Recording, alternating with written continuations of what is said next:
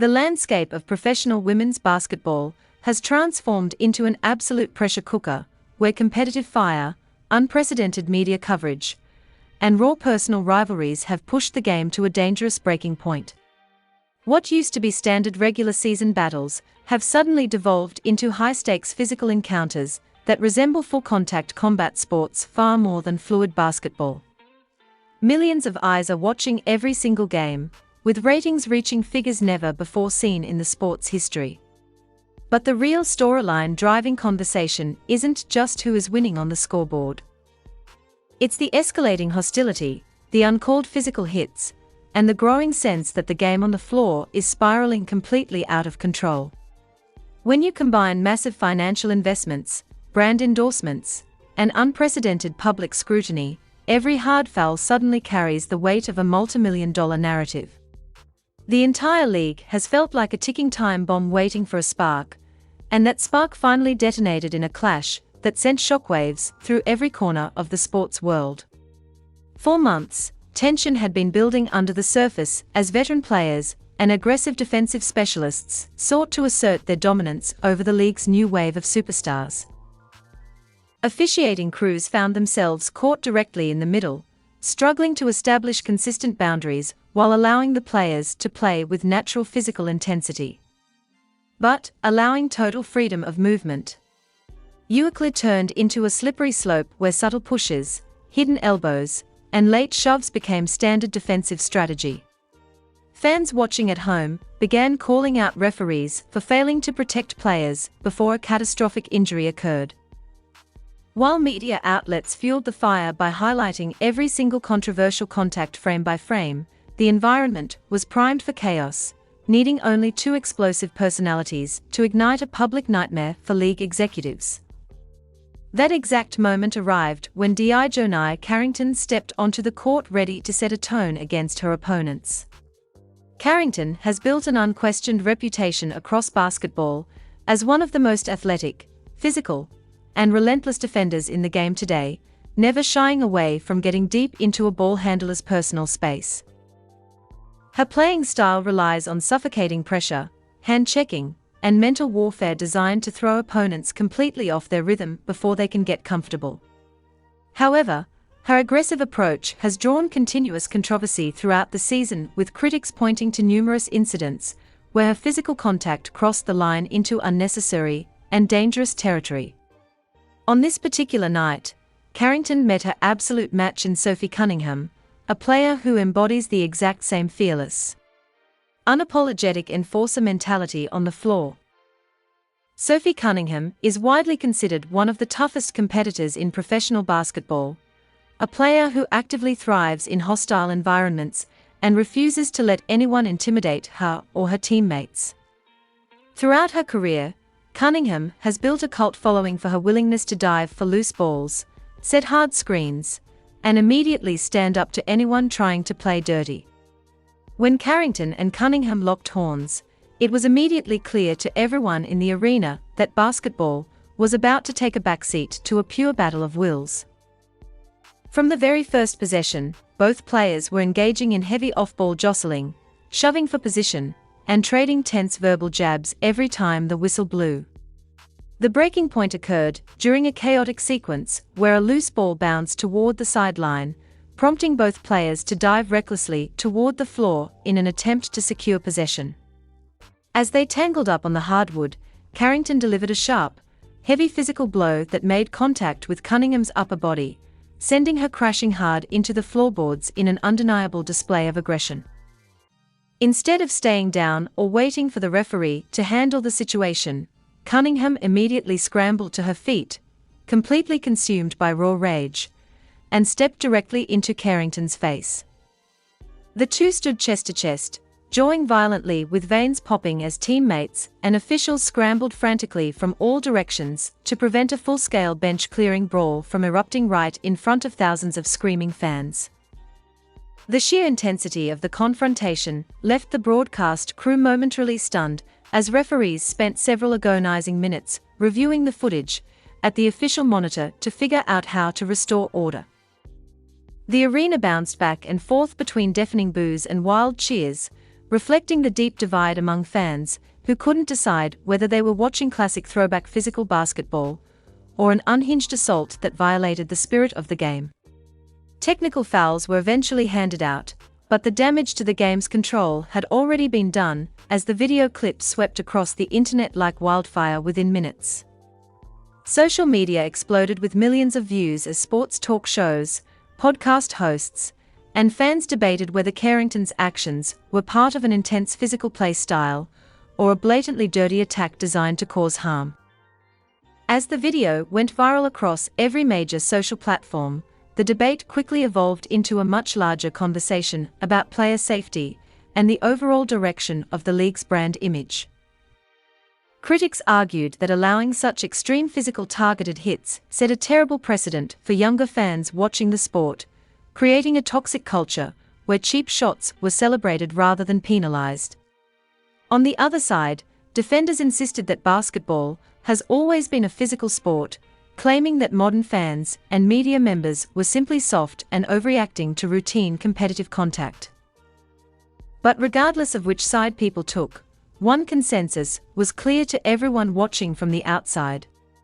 The officiating was completely failing and someone in power needed to step in before a major star ended up in the hospital. While the media firestorm surrounding Carrington and Cunningham continued to rage, attention quickly shifted toward the most anticipated matchup of the week, featuring rookie phenom Caitlin Clark taking on the Chicago Sky.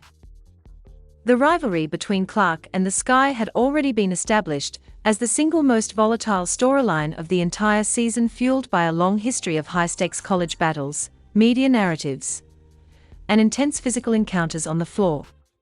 In previous meetings, the Sky had utilized a bruising, aggressive defensive strategy specifically engineered to bully Clark, trapping her full court, bumping her on every cut, and delivering hard fouls to test her composure under pressure. With the league already at a boiling point over physical play, everyone expected Chicago to double down on their aggressive tactics and try to break Clark down mentally and physically. The stage was set for an absolute war, with sellout crowds filling the arena and millions tuning in on national television to see how the young star would respond to the Sky's physical game plan. From the moment the ball went into the air, Chicago applied suffocating pressure, assigning their best defenders to pick Clark up 90 feet from the basket and deliver subtle shoves every time she tried to create space. They bumped her off screens, contested her shots with extreme physicality, and made sure she hit the floor on multiple drives to the rim without receiving calls from the refs. For many players, that level of targeted physical harassment would have resulted in frustration, technical fouls, or complete mental collapse. But Caitlin Clark was preparing to deliver a response that would permanently rewrite the script. Instead of getting rattled or complaining to the officiating crew, Clark put on one of the most dominant, cold-blooded offensive clinics in the history of the league, using the Sky's aggression completely against them. Reading their defensive traps with expert precision, she began pulling up from deep behind the logo, draining ridiculous three-pointers that completely destroyed Chicago's defensive rotation before they could set up their physical traps. Every time the Sky tried to double-team her at half-court, she sliced through their defense with lightning-fast crossover dribbles and dropped pinpoint full-court laser passes to open teammates for effortless transition layups. Her court vision was so far ahead of everyone else on the floor that Chicago's physical intimidation strategy suddenly looked entirely useless and outdated. Frustration on the Sky bench reached an all-time high as their game plan completely unraveled in front of their home crowd, leading to increasingly desperate physical fouls in an attempt to halt her momentum. But Clark was operating in a completely different realm, answering every hard hit with another jaw-dropping highlight that sent the visiting fans into a total frenzy. She stepped back over lunging defenders, drew fouls on deep perimeter shots, and taunted the opposing bench with cold confidence as the lead expanded into a complete blowout. By the time the final whistle blew, Clark had put up a staggering stat line that smashed multiple league records, single-handedly destroying the Sky and proving once and for all that physical bullying would never stop her elite skill set. The sheer magnitude of Clark's performance reverberated across the entire basketball world, proving that true superstardom always triumphs over physical intimidation when allowed to flourish on the floor. But even as highlights of her historic night dominated sports news cycles, serious concerns were mounting in executive boardrooms far away from the court. Watching from the sidelines was NBA Commissioner Adam Silver, who holds significant oversight and strategic interest in the financial stability and public perception of the WNBA, as it undergoes its biggest growth surge in history. Silver and top league leadership realized that while explosive drama and fierce rivalries attract short-term casual views, unchecked physical violence and non-basketball hits represent a massive long-term risk to the sport's lucrative future. Behind closed doors, the conversation was far less about the excitement of the rivalry and far more about corporate sponsorships, broadcasting rights, and protecting the league's primary revenue drivers. High-profile corporate partners who invest tens of millions of dollars into player endorsements and league sponsorships do not want their brand logos associated with dirty play, brawls, and continuous media sagas centered on physical attacks. Furthermore, if a generation-defining talent like Caitlin Clark were to suffer a major season-ending injury as a direct result of uncalled physical fouls or targeted non-basketball plays, the financial fallout for the entire league would be absolute catastrophe. The executives knew they were walking a fine line between maintaining genuine competitive toughness and allowing the product on the floor to devolve into an unwatchable mess. Reports quickly surfaced indicating that Adam Silver personally took action to address the situation, with upper-level league management demanding an immediate re-evaluation of officiating guidelines and disciplinary measures. The message was clear and direct.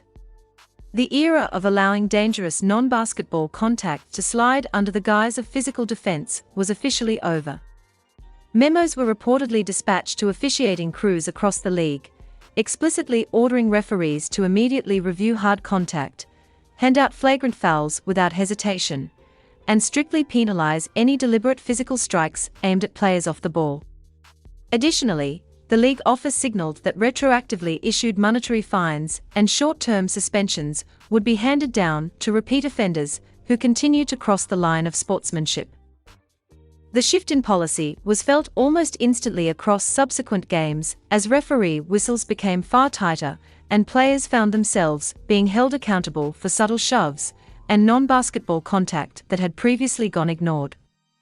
Players who had built their entire defensive identity around pushing the limits of physical safety were forced to adjust their strategy overnight, or risk putting their teams in massive foul trouble. The sudden intervention created a wave of mixed reactions throughout locker rooms, with some players celebrating the added protection and smoother game flow, while others complained that the league was sanitizing the sport and taking away its signature grit to protect specific high-profile stars. Yet despite the complaints from traditionalists, the immediate results on the court spoke for themselves as fluid offensive play, spectacular skill displays, and fast-paced transition basketball returned to the spotlight. Fans were once again able to focus on breathtaking long-range shooting, brilliant playmaking, and elite athletic feats rather than cringing at continuous floor crashes and dangerous bench-clearing confrontations. The league demonstrated that it could preserve the natural edge and passion of high-stakes rivalries while ensuring that the safety of its top athletes remains the ultimate priority. The message sent by executive intervention was undeniable. Competition is welcomed, but cheap shots will no longer be tolerated under any circumstances. As the season presses forward toward the playoffs, the fallout from the clashes involving Carrington, Cunningham, Clark, and the Sky has irrevocably altered the landscape of the sport forever. The intense rivalries haven't disappeared, nor have the deep personal animosities that make these matchups must-watch television every time these teams take the court. If anything, the stakes are higher than ever. But the game is now played under a far brighter microscope, where every move is monitored by league officials determined to protect the integrity of the product. Players are realizing that true dominance isn't achieved by trying to bully opponents off the floor, but by mastering the game and delivering unforgettable performances when the world is watching.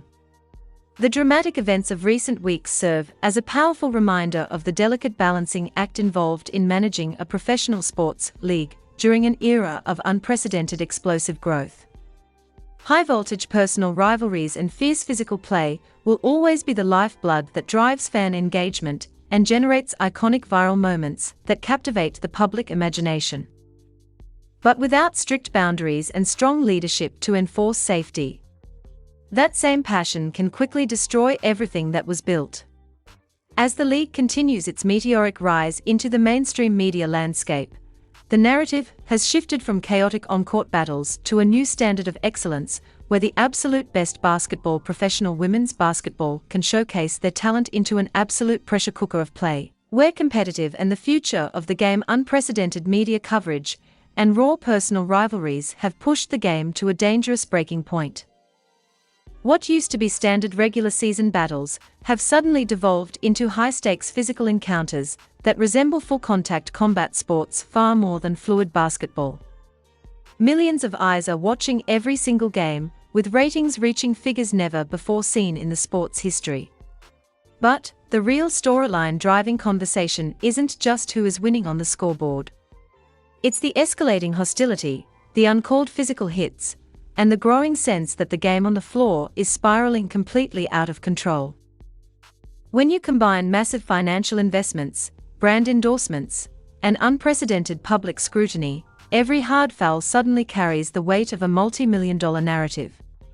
The entire league has felt like a ticking time bomb waiting for a spark, and that spark finally detonated in a clash that sent shockwaves through every corner of the sports world.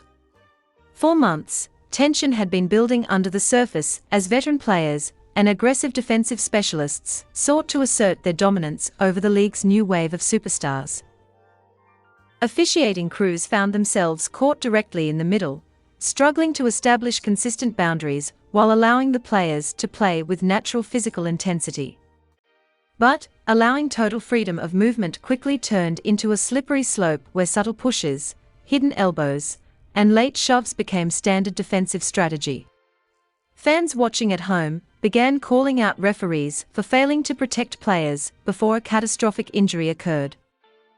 While media outlets fueled the fire by highlighting every single controversial contact frame by frame, the environment was primed for chaos, needing only two explosive personalities to ignite a public nightmare for league executives. That exact moment arrived when Dijonai Carrington stepped onto the court, ready to set a tone against her opponents. Carrington has built an unquestioned reputation across basketball as one of the most athletic, physical, and relentless defenders in the game today, never shying away from getting deep into a ball handler's personal space.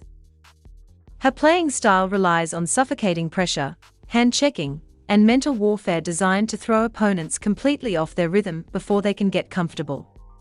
However, her aggressive approach has drawn continuous controversy throughout the season, with critics pointing to numerous incidents where her physical contact crossed the line into unnecessary and dangerous territory. On this particular night, Carrington met her absolute match in Sophie Cunningham, a player who in